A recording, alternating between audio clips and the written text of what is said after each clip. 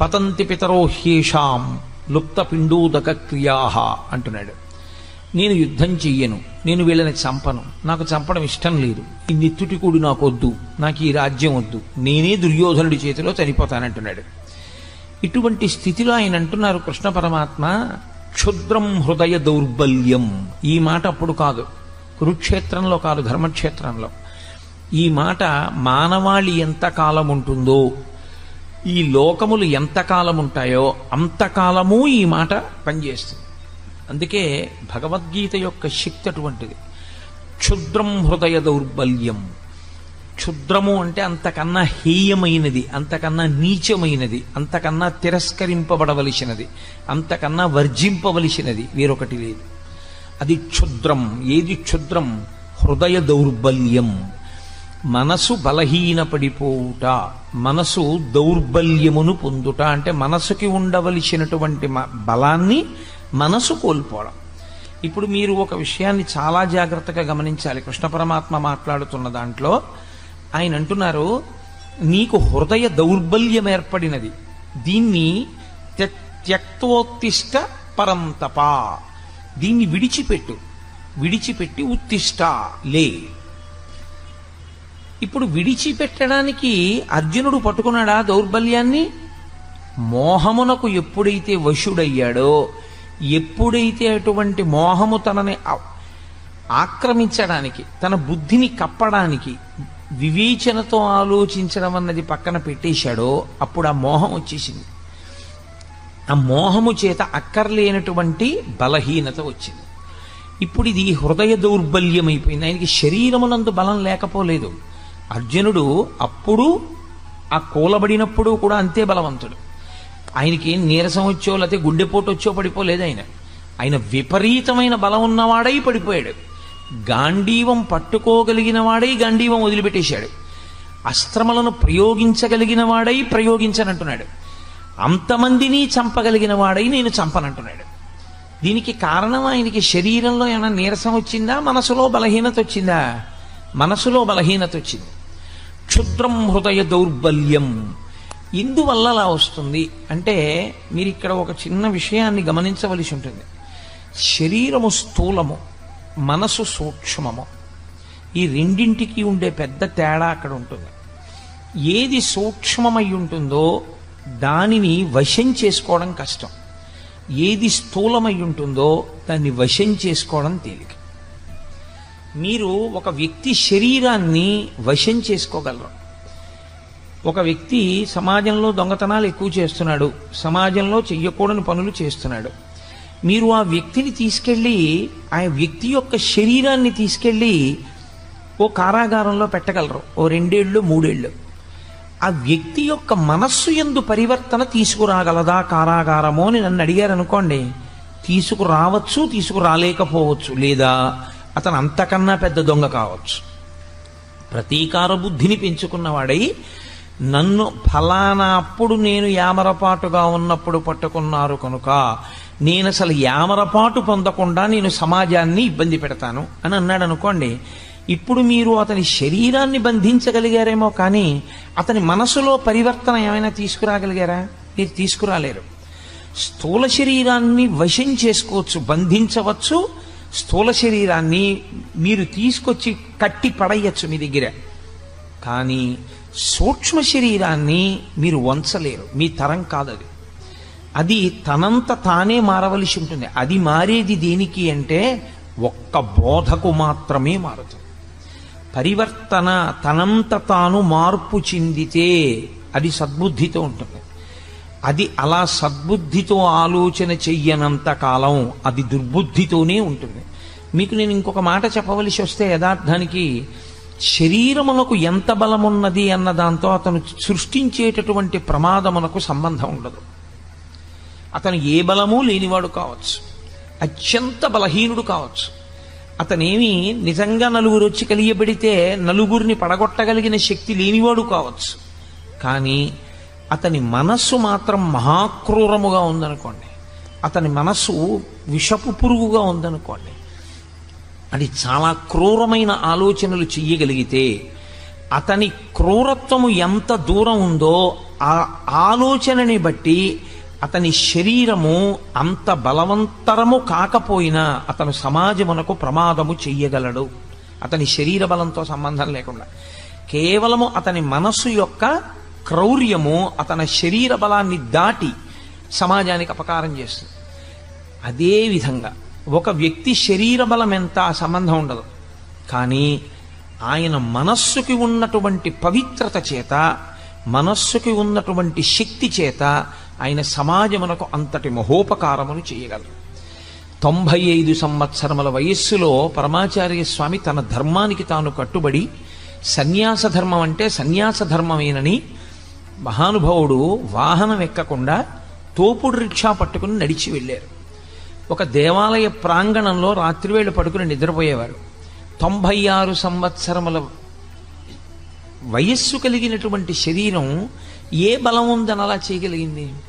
ఆయన నోరు విప్పి ఒక్క మాట మాట్లాడితే ఆ మాట ఎంతో గొప్పదైంది. ఒకానొక సభకి వెళ్ళారు పరమాచార్య స్వామి వారు.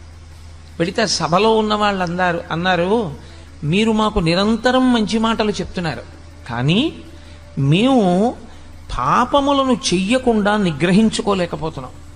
మేము పాపం చేస్తున్నాం. మాకు తెలుసు మీరు చెప్తున్న బోధల వలన మాకేమర్థం అవుతోందంటే మేము చేస్తున్నటువంటి పాపములే మమ్మల్ని బాధపడుతున్నాయి, ప్రకృతి యందు దేవతానుగ్రహం లేని స్థితిని కల్పిస్తున్నాయి. కాబట్టి మేము ఇప్పుడు ఈ పాపము నుంచి విడివెడకుండా ఉండలేకపోయిన స్థితిలో మమ్మల్ని మేము నిగ్రహించుకోవడానికి మీరు ఎంత బోధ చేసినా మా మనసుని మేము మార్చుకోలేకపోతుంటే మేమేం చెయ్యాలని అడిగారు. ఒక్కసారి చిరునవ్వు నవ్వి 1-2 నిమిషాలు ఆగి ఆయన అన్నారు, మీ అందరి కొరకు మీరు చేస్తున్నటువంటి పాపములకు ప్రాయశ్చిత్తంగా చెప్పవలసినటువంటి స్థానమునందు కూర్చుని నేను చెప్పినా మీరు వినలేకపోతున్నందుకు, మార్చుకోలేకపోతున్నామని నాకు చెప్పినందుకు, మారనటువంటి వాళ్ళకి చెప్పడమే కానీ మార్పు తేలేకపోయానన్న నా బాధ పోగొట్టుకోవడానికి వారం రోజుల్లో ఒక రోజు రాత్రికి నుంచి నేను ఆహారాన్ని స్వీకరించకుండా ఉపవాసం ఉండిపోతానన్నాడు. ఆ మాటకి అప్పటి వరకు మేము మారలేకపోతున్నామన్న వాళ్ళు 195% మార్పు వచ్చింది. ఇది యథార్థంగా జరిగిన సంఘటన. పవిత్రమైన మనసు కలిగిన వ్యక్తి ఎంత బలహీనమైనటువంటి మనస్సున్నవాణ్ణి ఉద్ధరించి బలవత్తరం చేసి తేజోవంతుణ్ణి చేసి చక్కగా సమాజానికి పనికొచ్చేవాడిగా చెయ్యగలడు. ఆయన శారీరకంగా ఎంత బలంగా ఉన్నాడు అన్న దానితో సంబంధం ఏమి ఉండదు.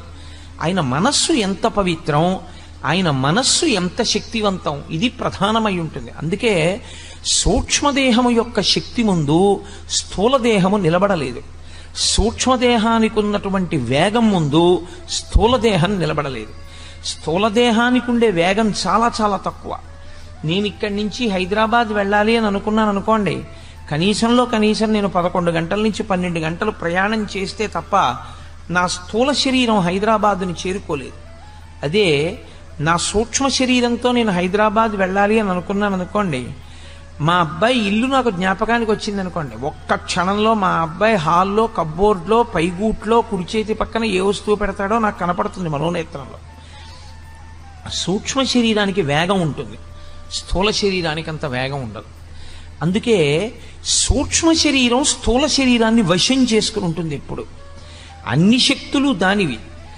ఆ మనస్సు పవిత్రమై, ఆ మనస్సు ఎప్పుడూ పవిత్రమైన వస్తువుల్ని పట్టుకునేటట్టుగా తర్ఫీదిచ్చుకున్న జీవుడున్నాడే, వాడు కూడా దాని వలన తరించిపోతుంటాడు. స్థూలదేహంతో ఎంత చేస్తున్నాడన్నది కాదు, సూక్ష్మదేహంతో చేసినది ఏదుందో అది అపార శక్తివంతము.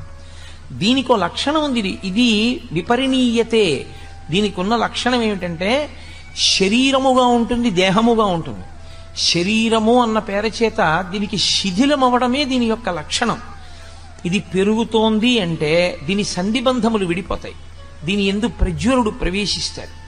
ఇది నానాటికి మారిపోతుంది. నానాటికి మారిపోయి చిట్ట చివరికి ఏమవుతుందంటే ఇది దహింపబడుతుంది. దీన్ని తీసుకెళ్లి కాల్చేస్తారు.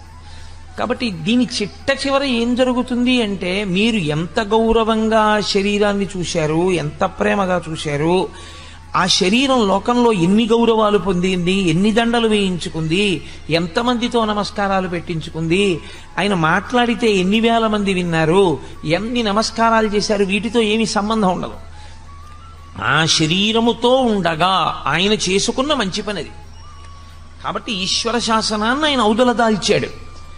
కానీ అది ఎంత గొప్ప శరీరమైనా కావచ్చు, ఎంతటి మహాత్ముడి శరీరమైనా కావచ్చు, తొట్టతొదకు మాత్రం కాలిపోవలసిందే, అథవా భూమి యందు కప్పి పెట్టబడవలసిందే తప్ప వేరొకలా శరీరంతో ఉండడం అన్నది మాత్రం సంభవం కాదు.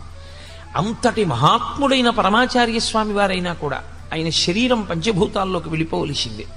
వివేకానందుడైనా వెళ్ళిపోవలసిందే, రామకృష్ణ పరమహంస అయినా వెళ్ళిపోవలసిందే. శరీరములు వెళ్ళిపోతాయి. కాబట్టి మనస్సు అది శక్తివంతమై ఉంటుంది. ఇది ఎంత జర్జరీభూతమైపోనివ్వండి, ఇది ఎంత వృద్ధాప్యమును పొందనివ్వండి, మనస్సు బలంగా ఉందనుకోండి, మనస్సు తేజోవంతంగా ఉందనుకోండి, మనస్సు పవిత్రంగా ఉందనుకోండి, అది మాట్లాడిన ఒక్క మాట లోకానికంతటికి ఉపనిషత్తు అయి కూర్చుంటుంది. అందుకే వేదాంతము అనుభవంలోకి రావాలి. వేదాంతము మనసుని పవిత్రం చేయడానికి పనికి రావాలి. అనుష్ఠానమునకు పనికిరాని ధర్మము తాను ఆచరించడానికి, తన మనసుకు పట్టించుకోవడానికి పనికిరాని వేదాంతము తనకు అక్కరకు వచ్చేవి కావు. శుష్క వేదాంతం అని లోకంలో ఓ మాట, తాను ప్రసంగించడానికి మాత్రమే పనికొచ్చే వేదాంతం తనని నిజ జీవితంలో ఉద్ధరించేది కాదు. నిజంగా మనసుని పట్టిన వేదాంతం ఏదో అదే నిజంగా మనిషిని తరింపజేస్తుంది. రామకృష్ణ పరమహంస ఒక మాట చెప్తుండేవారు.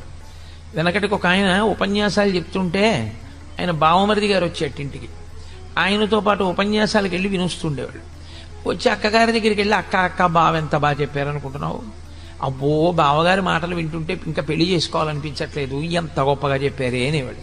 రోజు భార్య అనేది భర్త దగ్గర, ఏమండి మీరు ఆ ఉపన్యాసాలకు వెళ్ళినప్పుడు వాడిని తీసుకెళ్తున్నారు, పిల్లవాడు వాడు వైరాగ్యం పొందుతున్నాడు, వాడేమో చిచి ఇంకా నాకు అక్కర్లేదు అక్క, నాకు అసలు ఇష్టం లేదు, ఇంకా జీవితం అంటే అసహ్యం పుట్టేసింది, బావగారి మాటలు విన్న తర్వాత ఇంకా పెళ్ళి ఏమిటి, జీవితం ఏమిటి, సంసారం ఏమిటి అనిపిస్తోంది అంటున్నాడు, వాడు ఏ సన్యాసుల్లోకి వెళ్ళిపోతాడో భయంగా ఉందండి అని. అంటే భర్త అనేవాడు రోజును భయపడకే, అసలు నిజంగా నోటితో ఇన్ని మాటలు మాట్లాడిన వాడు ఎవడుంటాడో వాడు సంసారాన్ని విడిచిపెట్టడు. ఎవడు నిజంగా వైరాగ్యాన్ని పొందాడో వాడు చెప్పకుండా వెళ్ళిపోతాడు. రోజు ఆవిడ అలాగే అంటుండేది, ఆయన అలాగే అంటుండేవాడు. ఒకరోజు మళ్ళీ భార్య అడిగింది భర్తని, ఏమండి ఇవాళ మా తమ్ముడు మరీ గొప్పగా చెప్పేశాడండి. పడుకుంటున్నాడు ఆయన మంచం మీద, పడుకుంటున్నవాడు లేచి అన్నాడు, ఏటో మీ తమ్ముడు మనసుకు వంట పట్టింది అనుకుంటున్నావు, సన్యాసుల్లో కలిసిపోతాడు అనుకుంటున్నావు, నిజంగా మనసుకు వంట పట్టినవాడు ఇంట్లోంచి ఎలా వెళ్ళిపోతాడో తెలుసా, ఇదిగో ఇలా వెళ్ళిపోతాడని తువ్వాలు తీసుకుని భుజం మీద వేసుకుని వెళ్ళిపోయాడు. ఆ వెళ్ళిపోవడం ఆయన మళ్ళీ ఇంటికి రాల. అంటే ఆయన మనసుకు వంట పట్టింది. వంట పట్టినది ఏదో అది వేదాంతం, అది అప్పుడు పనికొస్తుంది. వేదాంతం జీర్ణము కావాలి, వేదాంతము మనస్సుని పట్టుకోవాలి. మనస్సుని పట్టని వేదాంతము ఆచరణాత్మకము కాదు, మీకు ధైర్యం ఇవ్వదు. ఎందుకంటే మీకు ధైర్యం ఇచ్చేది, మీకు ద్యుతినిచ్చేది, మీకు జవాన్నిచ్చేది, మీకు ఆ శక్తినిచ్చేది, మీ శరీరాన్ని పవిత్రం చేసేది, జర్జరీభూతమైన శరీరంలో ఉన్నా సరే అసంఖ్యాకమైన పవిత్ర కర్మలు చెయ్యగలిగినది మనస్సొక్కటే, శరీరము కాదు. శరీరములకు పరిమితులు ఉంటాయి. చీకటి పడిపోయిన తర్వాత మీరు వెళ్ళలేరు. అదే కటిక చీకట్లో కూడా మీరు ఆనందనిలయ విమానానికి మాడవీధుల్లో ప్రదక్షిణం చేయగలరు మనస్సుతో. ఈ శరీరంతో, ఈ కంటితో సహస్రదీపాలంకార సేవ చూడాలి అంటే 7 కొండల మీద సాయంకాలం 5:30 నుంచి 6:30 గంట సేపు ఉంటేనే. మనస్సు శక్తివంతమైన వాడికి వెంకటాచలం వెళ్ళి 15 ఏళ్ళైనా, తన ఒంటికి 98 సంవత్సరాల వయస్సు వచ్చేసినా ఆయనకి బెంగ ఉండదు. 98 ఏళ్ల వయస్సులో కూడా ఆయన మడత కుర్చీలో పడుకుని కళ్ళు మూసుకుని మానసికంగా వెళ్ళిపోగలడు. అందుకే కిష్కింధకాండ చివరిలో రామాయణంలో ఒక అద్భుతమైన ప్రతిపాదన చేస్తారు వాల్మీకి మహర్షి. ఆయన అంటారు, సవేగవాన్వేగ సమాహితాత్మ హరిప్రవీర పరవీరహంత మనస్సమాధాయ మహానుభావో జగామలంకాం మనసా మనస్వీ అంటారు. అద్భుతమైన శ్లోకం. సుందరకాండకంతటికీ కూడా అదే పునాది, ఆ శ్లోకమే పునాది. అందులో ఆయన ప్రారంభం చేస్తూనే హనుమ లంకాపట్టణాన్ని శరీరంతో చేరలేదు, ఇంకా 100 యోజనముల దూరం వెళ్ళలేదు సముద్రాన్ని దాటి. కానీ జగామలంకాం మనసా మనస్వి, మనసుతో మాత్రం వెళ్ళిపోయారు లంకాపట్టణానికి.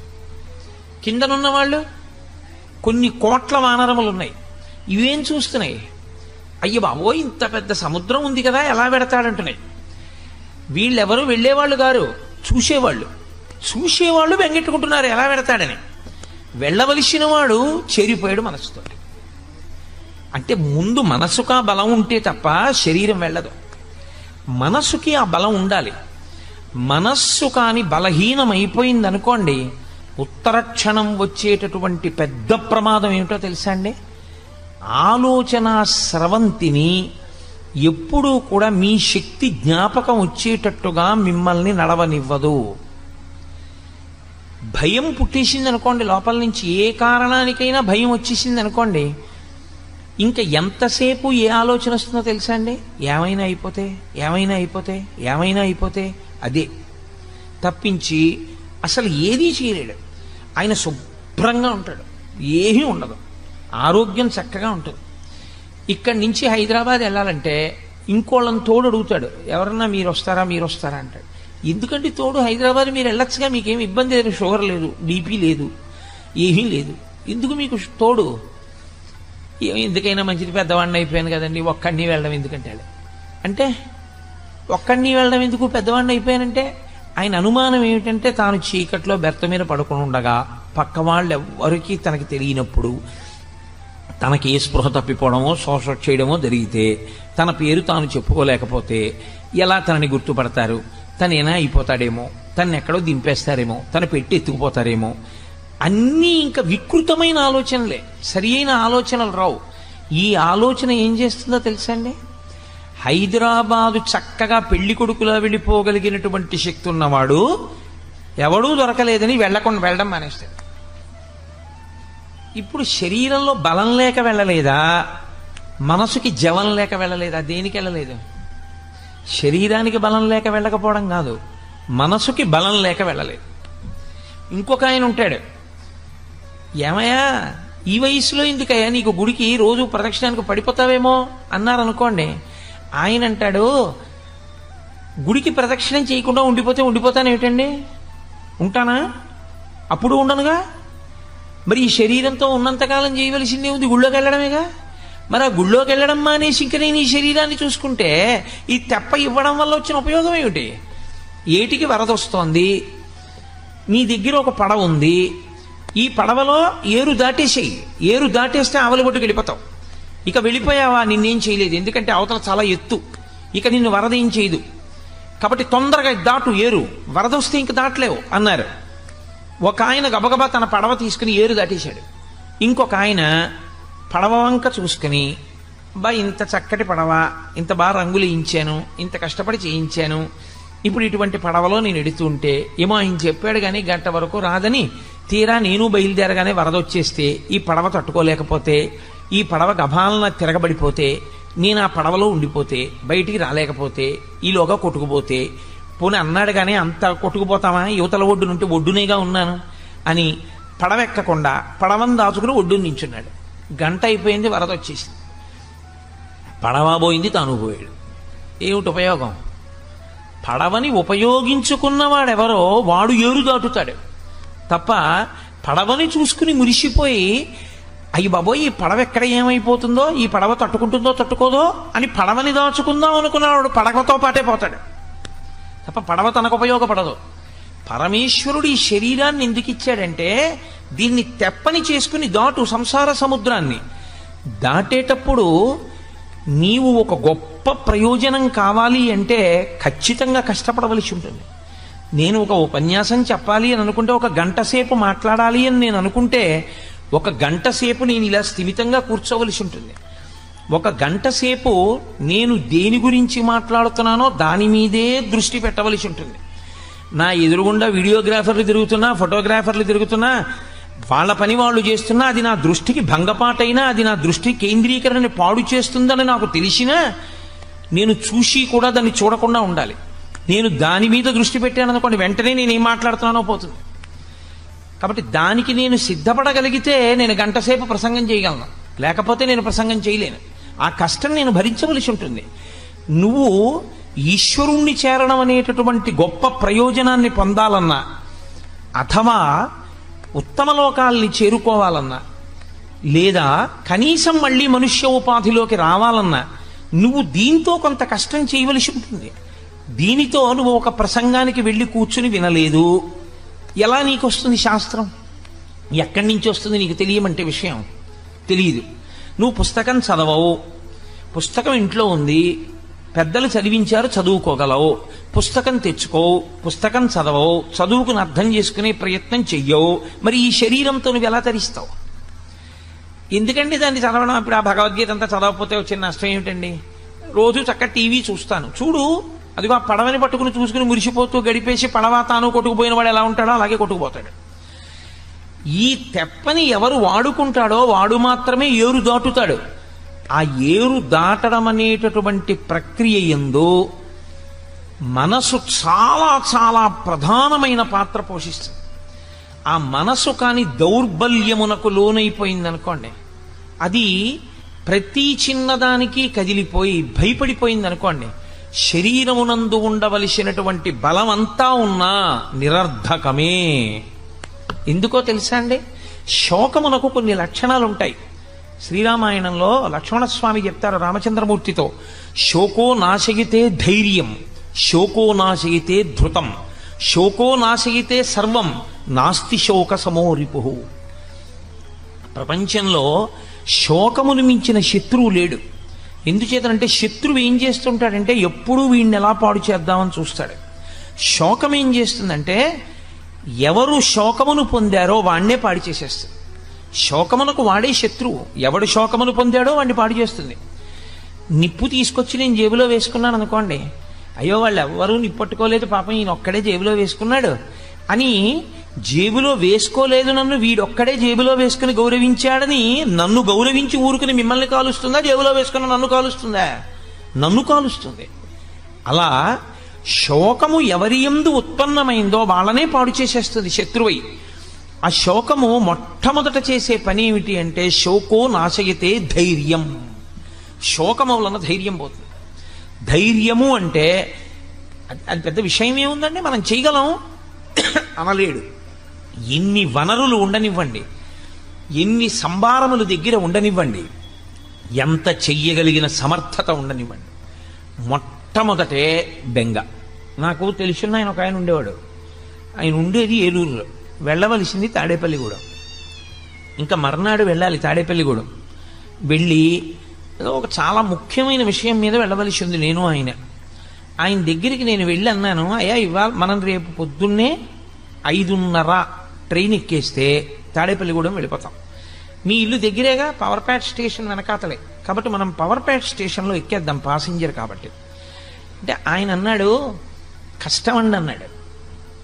ఎందుచేత కష్టం అన్నాను. మీరు చెప్తే ఆశ్చర్యపోతారు. వ్యక్తి మనస్సు బలహీనత అంటే అలా ఉంటుంది. ఆయన నాకు 2 కారణాలు చెప్పాడు. ఈ 2 కారణముల చేత మనం ప్యాసింజర్కి వెళ్ళలేము.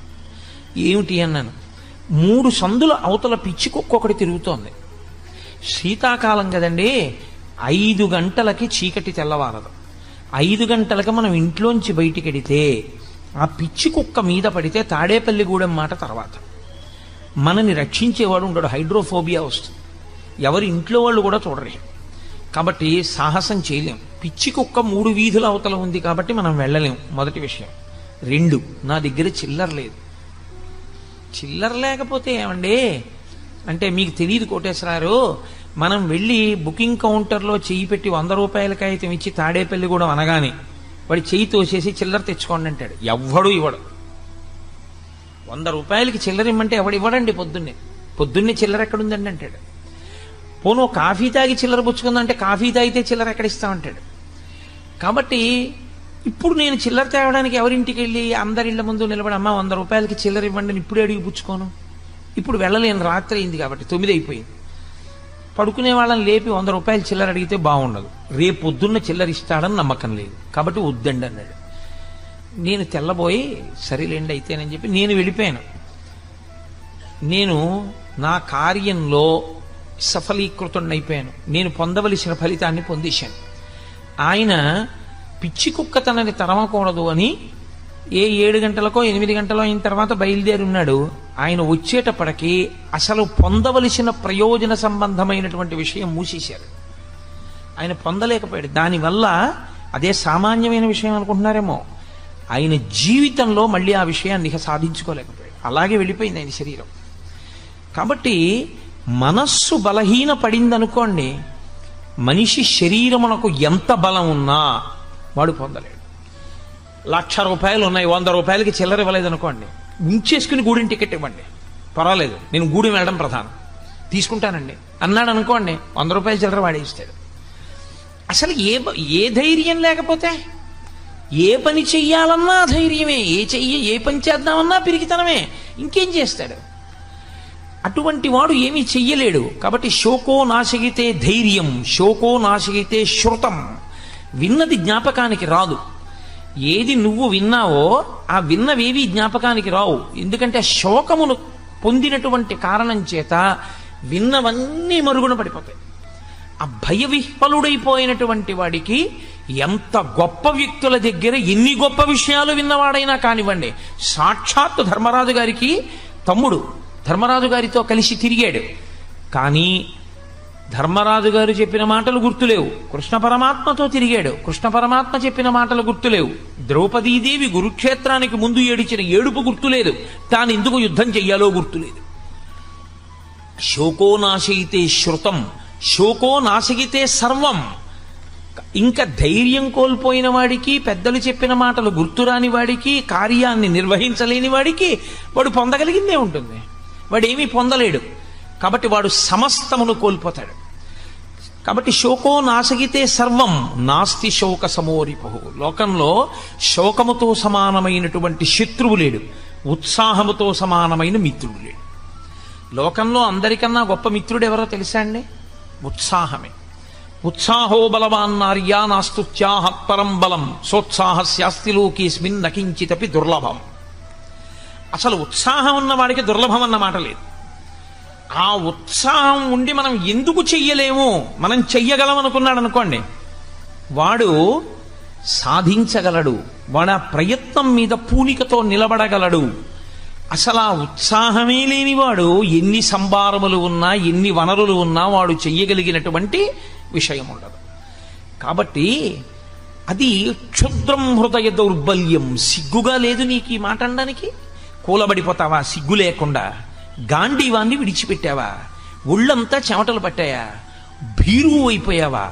భయపడిపోయానని చెప్తున్నావా? యుద్ధం చెయ్యనంటున్నావా? నీకు అసహ్యం పుట్టట్లా నీ మాటల మీద నీకు? కాబట్టి క్షుద్రం హృదయ దౌర్బల్యం త్యక్త్యోత్తిష్ట పరంతప, విడిచిపెట్టవు. చిత్రం ఏమిటో తెలుసా అండి?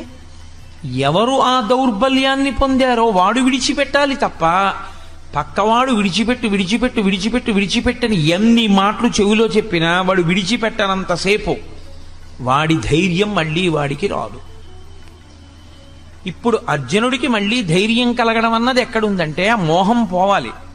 ఆ మోహం పోయి మళ్ళీ తాను ఏది స్మృతిని పొందాలో అది స్మృతిలోకి వస్తే, తన కర్తవ్యం ఏదో తనకి గుర్తొస్తే, తన ధర్మం ఏదో తనకి జ్ఞాపకానికి వస్తే, తాను చెయ్యవలసిన పని చెయ్యడానికి తాను ఉద్యుక్తుడైతే తాను చేసేయగలడంతే. కాబట్టి నువ్వు ఉత్తర క్షణం ఆ క్షుద్రమైనటువంటి హృదయ దౌర్బల్యాన్ని విడిచిపెట్టేసేయి.